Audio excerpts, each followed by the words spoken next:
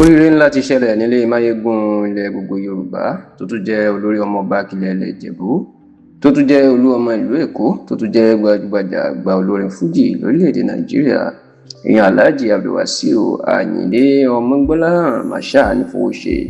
ẹni tí gbogbo ayé mọ̀ sí K1 The Ultimate tàbí Arabambi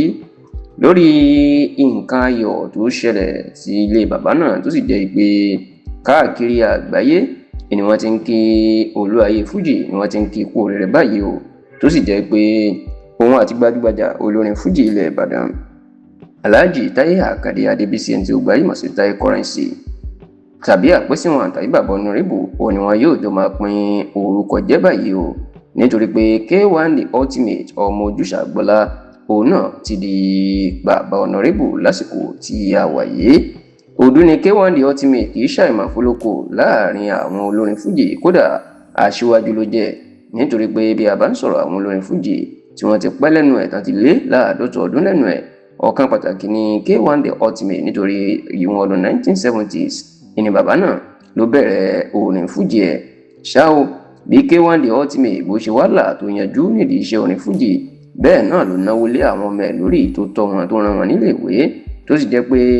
àdúrà wa ni pé kọ́lọ́run jẹ́ kí gbogbo abiyamọ ayé ká jèrè àwọn ọmọ wọn nítorí pé lójú ayé K1 nínú àlàáfíà ó ti bẹ̀rẹ̀ sí ní máa jèrè àwọn ọmọ ẹ̀ iṣẹ́ àwọn ọmọ ẹ̀ ó sì ti ń ṣojú ẹ̀ o nítorí pé ọ̀kan lára àwọn ọmọ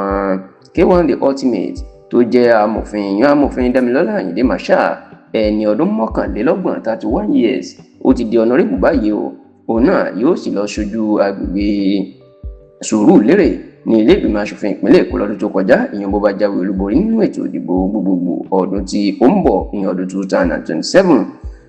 ẹ sì rántí pé lásìkò yìí Dámilọ́lá Àyìndé Marshal òun ní olùrànlọ́wọ́ pàtàkì lórí ọ̀rọ̀ àṣà àti ìṣe fún gómìnà Babájídé Sanwó-Olú èyí tó ṣẹ̀ṣẹ̀ kọ̀wé fipò ẹ̀ sílẹ̀ láti lọ díje du ipò tíkẹ́ẹ̀tì aṣòfin ní Sùúrùlérè ìyẹn ipò tó wà làwọn olóyìnbó ń pè ní the senior special assistant to Lagos State Governor Babájídé Sanwó-Olú on tourism arts and culture ṣùgbọ́n o ní báyìí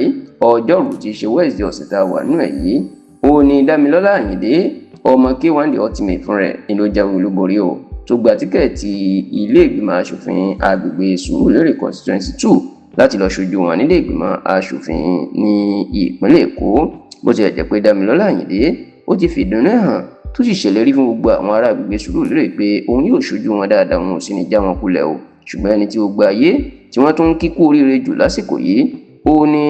Kapodi Tuti èèyàn gẹ́gẹ́ bá tún ṣe máa ń pe K1 The Ultimate tó sì jẹ́ pé orúkọ táwọn ayé tó ń pe bàbá náà báyìí ni pé bàbá Honorable ní Ìjẹ̀bú Òde.